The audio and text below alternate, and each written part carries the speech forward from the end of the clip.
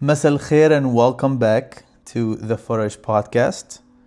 My name is Danny Faraj, and a little bit of a settings change again. I've gotten busy with work and some life happened, and then I lazied out. But now we are back with a banger of a topic. Today we're talking about the universe. How can I squeeze in the universe in such a minute episode? I don't know. We'll find out. We're about to find out. There's a quote that ever since I heard, and that's probably a couple years ago. The quote goes, "You are the universe experiencing itself." Take some time to actually reflect on how big this saying is, or this quote is. You are the universe experiencing itself. You get a lot of questions, such as, does that mean I'm the universe? Or does that mean I'm just the packager of the universe? Or the experiencer? Or the observer? Who am I in this context? Well, today we're going to talk about just that. So sit back, relax, and enjoy. I believe this is my 8th episode, if I'm not mistaken. So we've made it over a week of episodes, so that's exciting.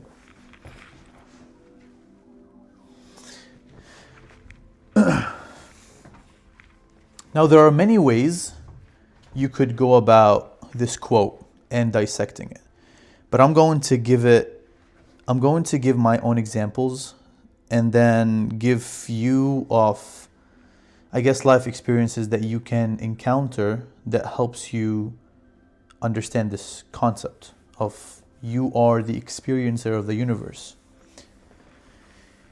If you look around you, no matter what God you believe in, no matter what entity you are part of, you look around you and you see life, things moving. And generally, my belief is, if you see something that's moving, something that's in motion is alive.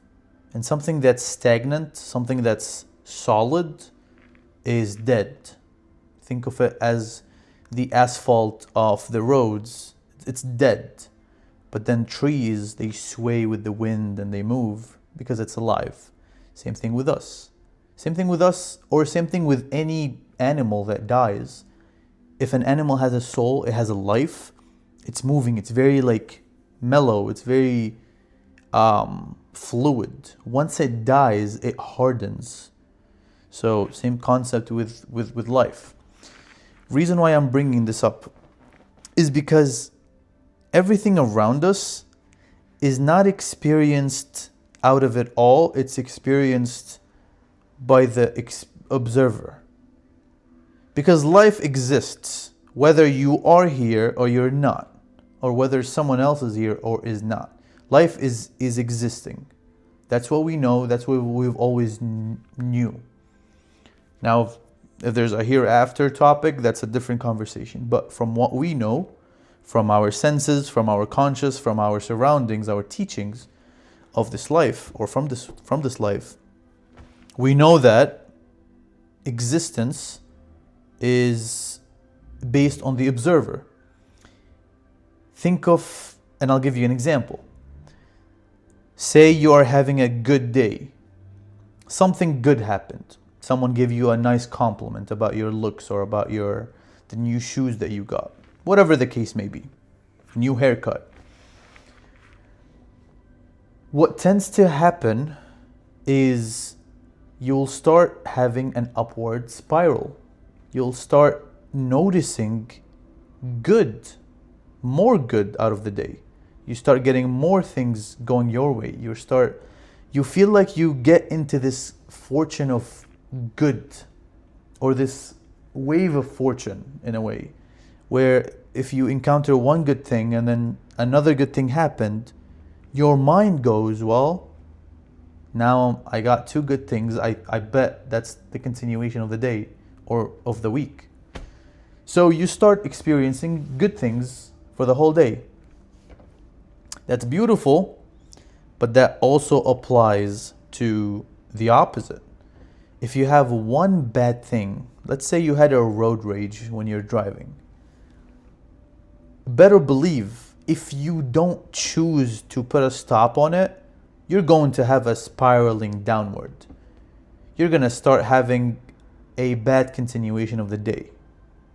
Not because the world or God is targeting you, but it's because that's what you choose to observe based on what happened to you during that day. Now, can you change that? Of course you can. Just like you subconsciously believed that you had a bad day, therefore you're going to have a continuation of the bad day, even though you don't want to, but your subconscious, you're feeding your subconscious into believing that this will happen unless something changes. Same thing with good fortune. So when we go back to you are the universe experiencing itself, I think of it in the observer standpoint. The universe exists without you. That's just my belief.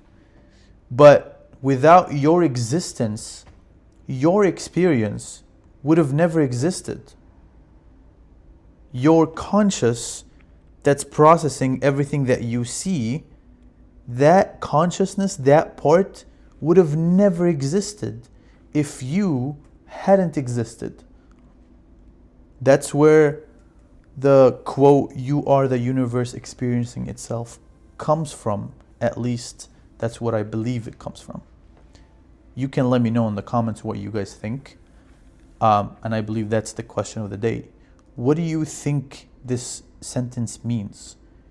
You are the universe experiencing itself.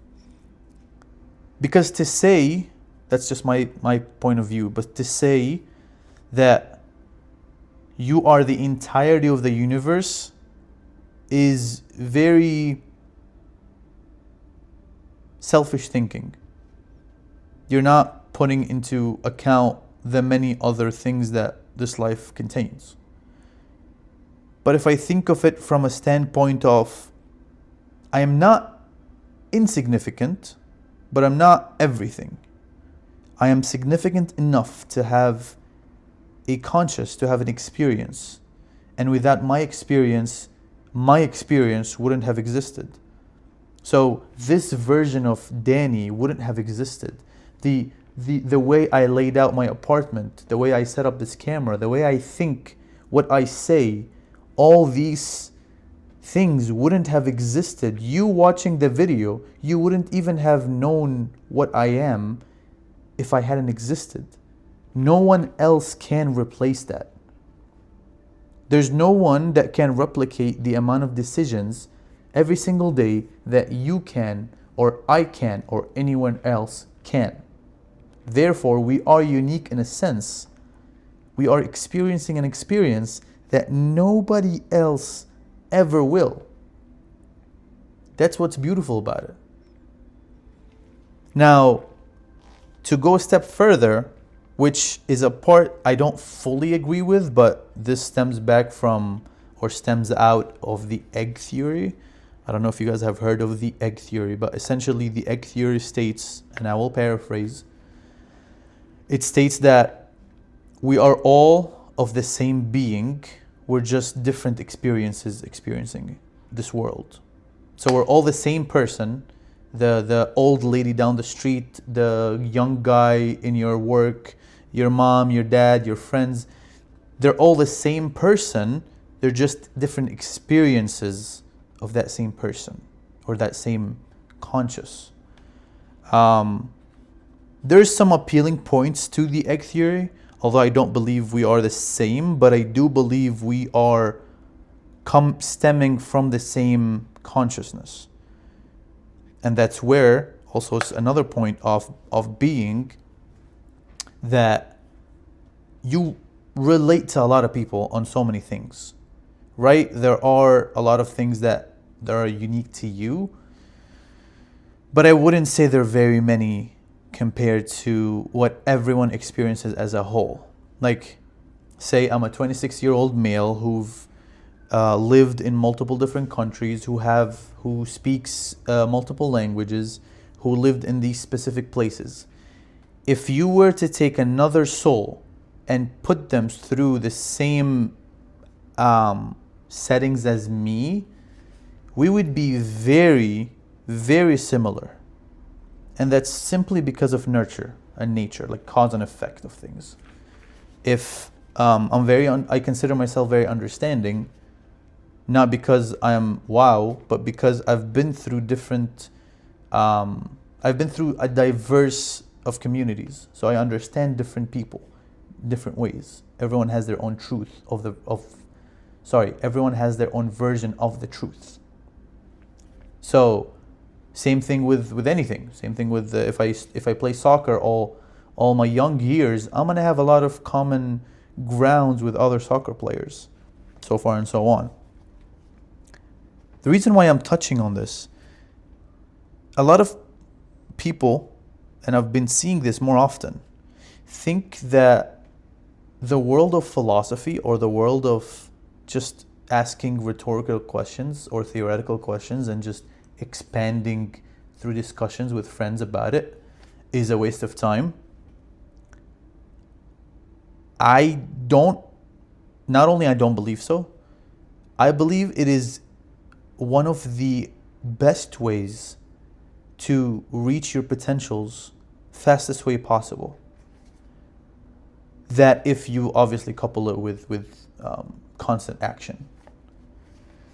But let me know what you guys think.